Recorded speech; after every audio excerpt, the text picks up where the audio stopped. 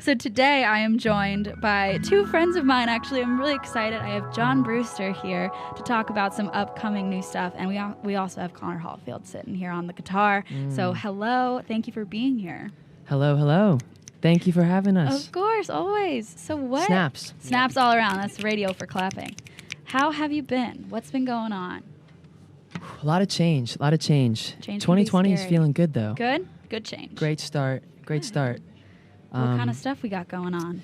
Well, this Friday, my debut song as a solo artist with the help of a bunch of friends and people around me will be available everywhere. Spotify, and what is that iTunes. Song called? It's called Every Time I Chose It. So exciting. How are you feeling?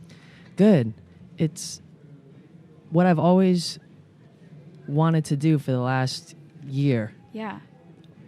All of 2019 was a reboot year to figure out what I wanted to do with my life, in a sense, all over again, which I've never really had to do that before.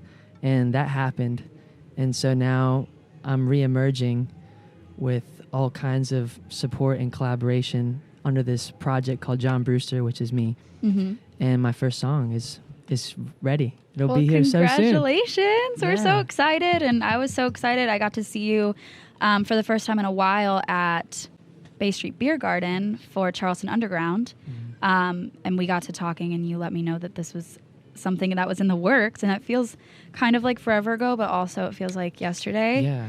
And so I'm excited that has all come together. Do you want to tell our listeners a little bit about the process of writing the song, putting the song together? Why this song did you choose as your debut? Yeah, great question.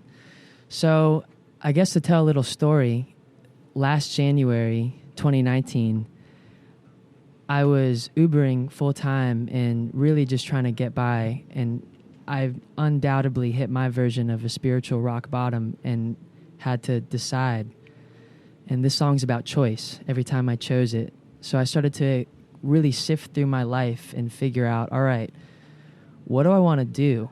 Like, as maybe someone might know, I was in this band called Sonder Blue with Connor to my left. And after all of the journeys and tours, I was like, wait a second, I still don't feel like totally fulfilled right now. How could that be? Like, we've had all this amazing success and so many ups and downs on that amazing journey.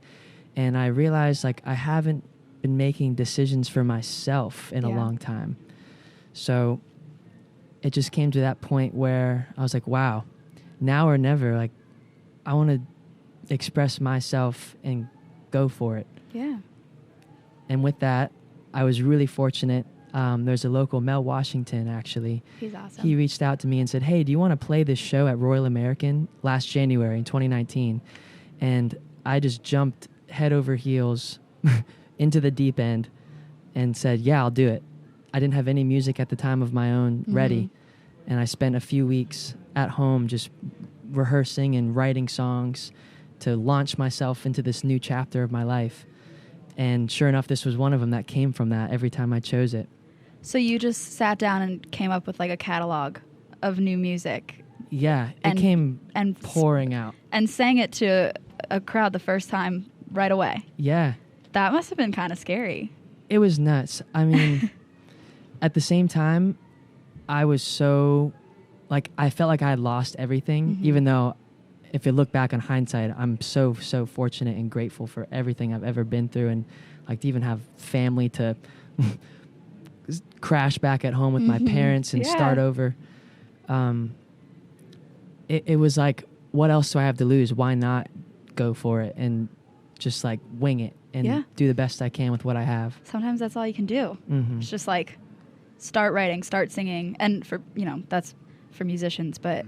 Yeah. In anything that you do, it's like you're never gonna get a chance again, like to feel exactly how you feel in that moment. So if you're like, I suddenly have all of this passion and all of this stuff going on in my head that I would need to express, like if you don't do it in that moment, you might not ever do it.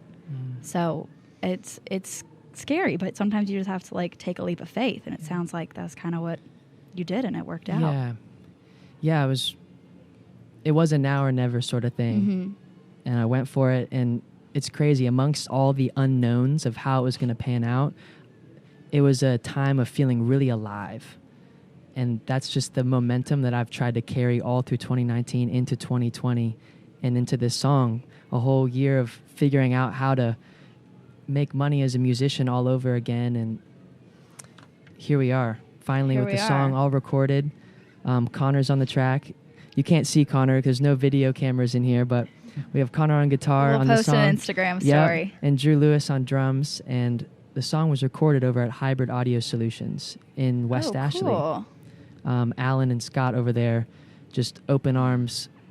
I rolled into the studio, what was that, like last April or May, and said like, hey, I don't have much to show, but here's what I'm working with, and like, here's my vision. And they're like, let's do it. And I was like, sweet, these people are on my vibe right now, and we've made it happen. That sounds amazing. I'm just so excited for you, and to see, you know, how far you've come, you know, to say that a year ago that you weren't even playing solo, and now I've seen you at gigs and making it happen and recording music. Did you just record the one song so far?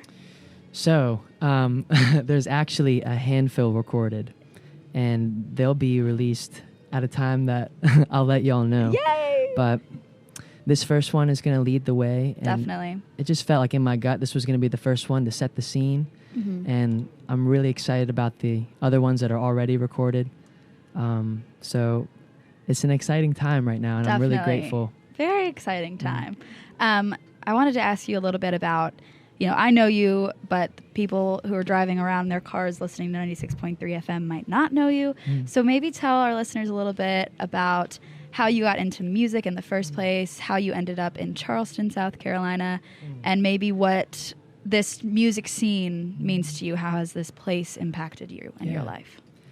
Well, getting into music, a little backstory, I was a sports junkie growing up, and it wasn't until my freshman year or so of high school, a friend of mine let me download this program called FL Studio.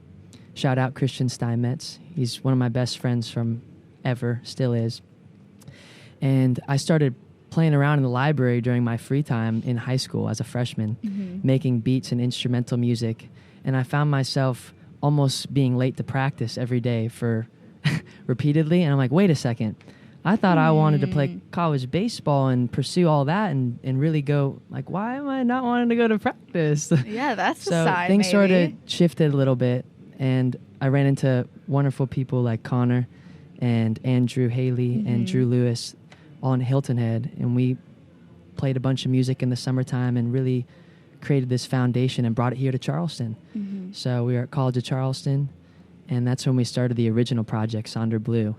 And that was such an amazing thing because Charleston is so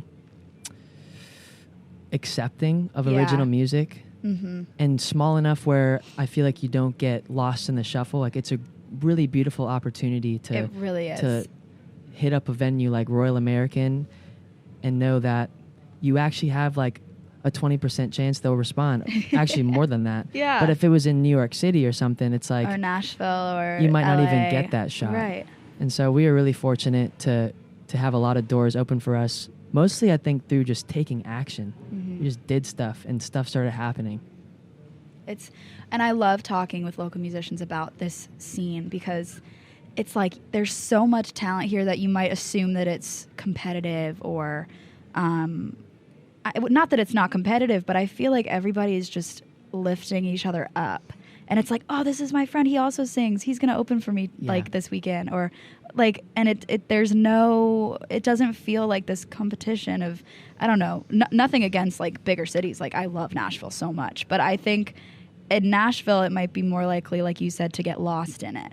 Whereas here, it's like everybody's looking out for everybody. Everybody's opening for each other. You know, there's multiple venues that are just willing to bring in brand new artists with brand new music. And I don't know, when I moved here in 2015, I guess it was my freshman year, I knew that there was like music here, but that I had no idea what I was getting into when I got here. And honestly, I met y'all right away, and we would start going to your shows, and I was like, oh my gosh, this is just like, this is happening every night at all of these bars with all of these people. Yeah. And I realized that there was so much talent here, and this music scene is incredible. And that's why I'm just excited that I can be a part of this radio station and get to talk to people like y'all. And like, just everybody seems to have that same perspective of this scene.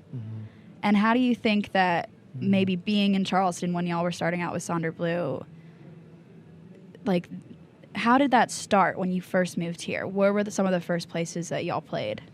Yeah, where were some of those first places? We did house shows, were a really cool angle that we came in on. Yeah. The college scene is so cool and so tightly knit. House shows were a really cool thing that kind of got us going and built up our confidence a bit, and to connect really just with people our age. But yeah, we played at Royal American. Where else have we played? Kudu, yes. The Kudu shows were awesome. Yeah. Yes. You guys let me open for you at where was that? It was above upstairs, the pasta place. John on King Street. What's that called again? I think it changed names. Was it But Compass? the corner of King and John. Compass, yeah. Is that what it was called? Yeah. Wow. Above Joe Pasta. Yes. That's what it was. Yes. That like all came back to me in a flood there. Yeah, you just took me back. I forgot about yeah, that. that was a long time ago. That was a cool day. Yeah, I feel like y'all were all over. Yeah, and it kind of grew and turned into all these things like the Poorhouse, all these venues that we would go see bands traveling, coming into town, play Poorhouse, Music Farm, Music Hall. Farm. Oh, yeah, that's a good one too. All staples. Oh yeah, so good. Definitely. And it's just such a fun place to do music, and everybody kind of knows everybody. And you said that Mel Washington reached out to you to do one of the first shows solo. Yeah. What was that like? Oh, getting up there. So, I remember it really clearly. I just got back from spending some time with my family over Christmas, and this is flashback to the story, January 2019. So right going into that year after Christmas time, and people are kind of restarting and framing their year, I got 2 texts in the same day for opportunities to do something solo within like a couple hours, and those are the first 2 things. And I was like, all right, it's the start of a new year. You feel like you've lost everything, even though you haven't, but like everything's good. But still, like that's real, that spiritual brokenness. I felt that's a whole nother story. But it felt like a hat nod from the universe to get these 2 texts pop in. And I'm like, all right, I can say no to both of these and be like, nah, maybe next year. Right. Or like now. And I said, yes. And then I got right to work. It's like that moment you send the text and you're like, ooh. Yeah, I'm like, now I'm committed. And like that's like a great thing. Do that. Yeah.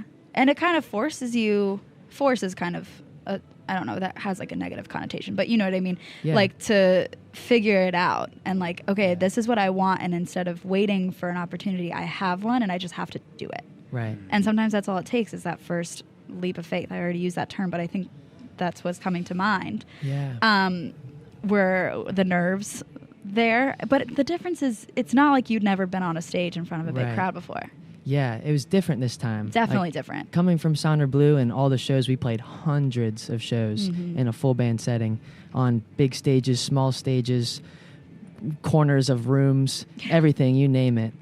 And for this one, it was different because it was just me. So it felt very naked preparing for it. And I'm like, wow, like I have to know every twist and turn of what I'm about to do in front of people. And I have to credit visualization.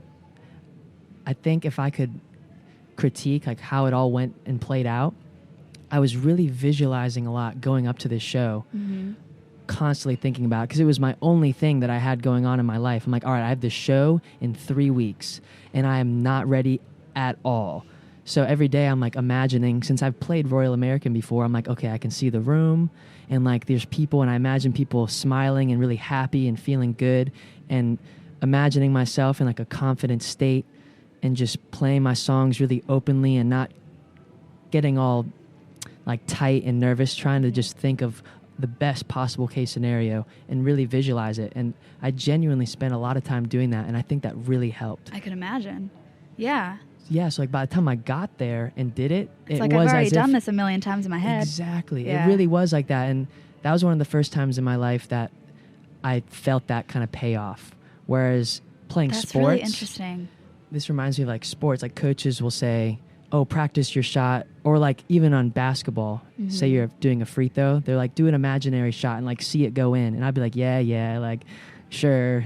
Like I want to actually practice the real thing. Like I'll wait till the show, or I'll wait till the game to really do it.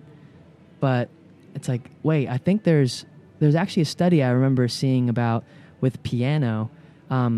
They've had piano players visualize them playing piano, and then actual players play the piano, and the brain lights up in the same place whether you're imagining it or actually doing it.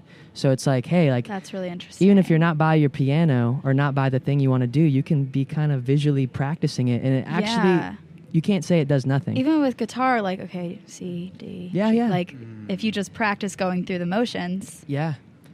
Right? Is this a radio show or a psychology class? I don't know. Hey, imagination is... And that's honestly true now that I'm thinking about it. It's kind of the first time you play a new place, if you don't know what it looks like, you're like, okay, well, where are they going to have me set up? Am I going to be in this corner? Am I going to be on the first floor, the second floor? And then once you start playing at that place maybe more often, like let's say if you're playing at a sports bar and it's your first time going there to play there. I play at Beer Works sometimes. Cool. And the first time I went, I was like, are they going to have me like right downstairs in that window, or am I going to be upstairs? And I was like, where should I put? And like, but I didn't really realize that I was doing it, I don't think. And now every time I go there, I know exactly where I'm going to be, exactly what I'm going to plug into what. Yeah. And like, you're like, oh, I've done this a million times before. Yeah. So that's a really interesting perspective. I like that. Right? I like that a lot. Well, on that note, we're just going to let the listeners kind of think on that for a moment. And we're going to go to a quick music break. Once again, if y'all are just tuning in, you're listening to 96.3 FM Ohm Radio. We are Charleston's local independent radio station, and this is Live and Local. I'm your host, Jenna Feeney, here with John Brewster and Connor Hollifield, talking a little bit about some music coming out on Friday. And we're going to take a quick music break, but stay tuned because we have a live studio performance coming up in a little bit, and we're going to talk more about the song. Here is John Denver with Annie's song. Hope y'all like it, and we will see you in a bit. Hear you in a bit. Thank you. All right, y'all, welcome back. Thank you for listening to 96.3 FM Ohm Radio.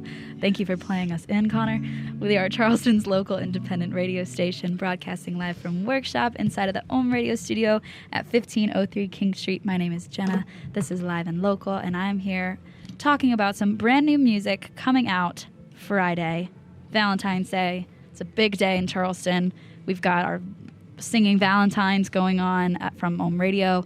If you have not gotten a chance, ohmradio963.org, I hear, is where you can find more info on that. But in addition, John Brewster has his debut single coming out. Yeah. We're excited. We're taking deep breaths in the studio today. We were just talking about a couple concepts. We're getting deep in here today. Psychology stuff. Yeah. Sort of? Yeah. Do you want to tell our listeners a little bit about the book that you were just telling us about? Yes. I'm not going to remember the title right now, but That's it's by okay. Brendan Bouchard. That's enough info. And it's one of his books about habits. And I got it just about a week ago at Barnes & Noble. And it was talking about visualization. And when I was talking earlier on the show, I was visualizing for the show I was about to play, and that was really helpful because once I got there, I already rehearsed it before I even got there. Right. And in this book I was reading just this morning, Brendan was talking to this Olympic athlete, and he was rehearsing mentally for this event or this run or this race, but he didn't know how it was going to look like. So what Brendan encouraged him to do was focus on the feeling. Like, what kind of feeling do you want to carry yourself? What emotion do you want to sit in? And really focus on imagining and feeling that emotion of how you want to carry yourself when you get there, regardless of how the external looks like. Right. Because you don't know how it's going to look like, but at least you can know how you want to feel and carry yourself. And I was just saying to you, like, for this interview, I don't know what your space looks like, which, by the way, if any of you haven't been here yet, it's really cool. Yeah, we can't complain. It's really cool. It's a big glass box, and it's aesthetically pleasing. We got a little Buddha head over there, too. Yeah, 'cause just the other day, I did an interview and I didn't visualize or prepare for it that much, and I got kind of nervous, and I watched it back, and I was like, yeah, I was pretty nervous. And this one, I wanted to be more grounded and know how I wanted to carry myself with a bit more calmness, but still like confidence. Yeah. Some balance there. I'm getting that balance. It's coming across. Cool. Doing well. Doing very well. Definitely the visualization is key, turns out. I'm going to be using that in my day-to-day now. So we are full of lessons here on Ohm Radio with the snaps. I wanted to ask you, we talked a little bit about how performing solo was different than, your previous projects. But what was the recording process like? I can imagine it being very different than when it was as the band. Cue me in. Yeah. So previously in Sonder Blue, there's a lot of collaboration going on where someone would write a verse and then another person would write a chorus and then another person would write a bridge, and it would kind of like build on itself. And for these songs, they're written by me from start to finish. At least this first one is, every time I chose it. So I knew every turn before we even got into the studio. And I did a few different versions before coming to this version too, because I really wanted to explore what my sound could be like to start. Yeah. So there's a lot of like reps and practice to come to a really well-rounded sound that I'm like, okay, this is what I want to start with, this. And yeah, so the song recording process for every time I chose it was over at Hybrid Audio Solutions. And I went in there and knew exactly what I wanted to do. Since I'd already done a few other versions, I'm like, here's exactly what I want to do. And that was super helpful. So even the pre-recording process was significantly different. Yeah. Well, because it was, that makes so much sense too, especially this is your first time putting out solo stuff, and it could go so many ways, especially you write a song and the lyrics and the melody are one thing, but the production can change the song in a million ways. Yeah. So that was really actually very smart of you to try it out in many ways before even going in. Yeah. So I to add on to that, I think there's like a yin and yang to that. I know myself in my past, and still even now, to sometimes overthink a lot and delay things. And so Me too. Maybe someone can relate. And I think there comes that leap of faith sort of moment where it's like, okay, I don't want to release this song when I'm 80. It's as good as it can be right now in this chapter, and I want to share it. It is what it is right now. It's not. Jay Shetty, I think, talks about perfectionism. If you've ever heard of Jay Shetty. I haven't. He was saying creatively, he makes all sorts of videos and content.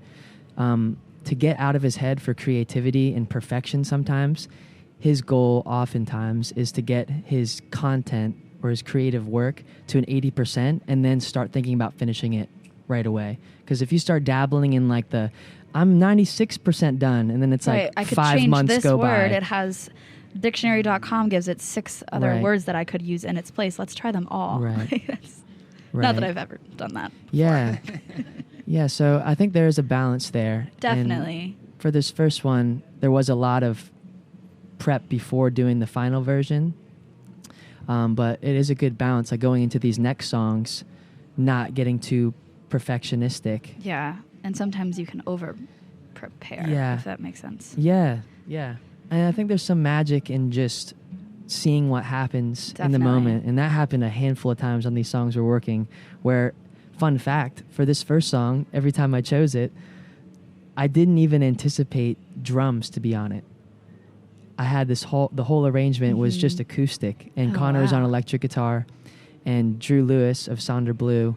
I was like, hey Drew, like, why don't you stop by like in between work if you can, and like, I want to just see what you do. See what happens. Even though I had like a vision in my head of I didn't really quite see drums on it, I'm like, hey Drew, like, I trust you. I want you to just do you and add your thing to what I'm doing. And he did, and we're like, yep, this song needed drums, and it's staying, no doubt. I think it's awesome too that you have people in your life from Sonder Blue, and that are now still a part of this. Like, that's probably rare. Like, for something to work so well for so long, and then, you know, people decide we need to do other things, and to still have those people 100% supporting you, stand by you, help you, build you, I think that's really amazing. So hats off to all of you guys. I think that's super, super cool. Yeah. But Thanks. Thank you. you. Of course. Are you ready? Is it time to play the song? We could probably talk more, but I'm eager. Let's do it. Let's do it. I'm excited. Are y'all ready? Let's do it. Yeah. So this is Every Time I Chose It. We'll grab the guitars. Yeah, I'll get you set up. If you guys are just tuning in, you're listening to 96.3 FM Ohm Radio, Charleston's local independent radio station. This is Live and Local, and we are about to hear, for the first time on Ohm Radio, a brand new solo track by John Brewster. This song is called Every Time I Chose It, and it will be coming out this Friday, February 14th, available on all streaming platforms. And I'm super excited. We have Connor Hallfield in here as well with the guitar, and they look ready to go. Which song are we playing? All right, so here it is. It'll be available on Spotify and all those places on Friday.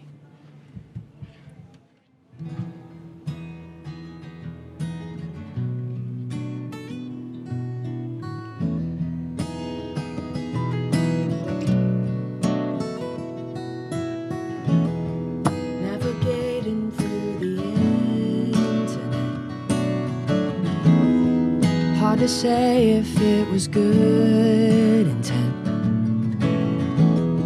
Certainly what you believe to be, it's true.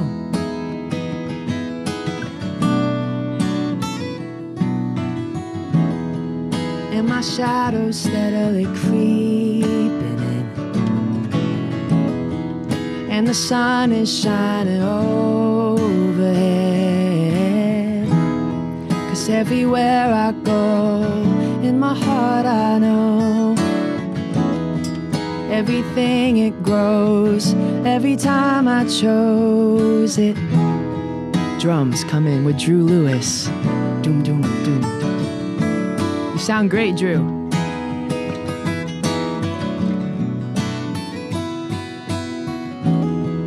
Oh, creator of the universe, with a magic pill in every word. 'Cause everywhere I go, in my heart I know everything it grows, every time I chose it. So I know who I am in truth. Driving around and fix you. Bravery in micro moments arise, crawling up through caves to light.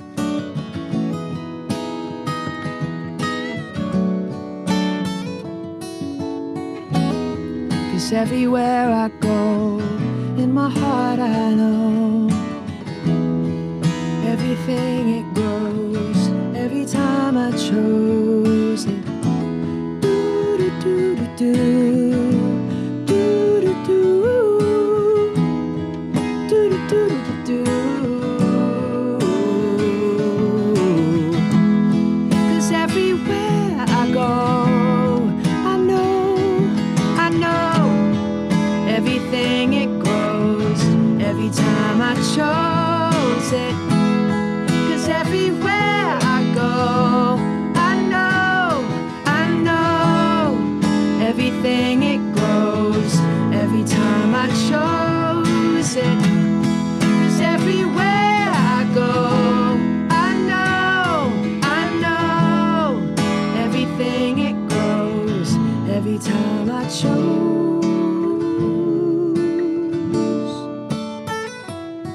chose this.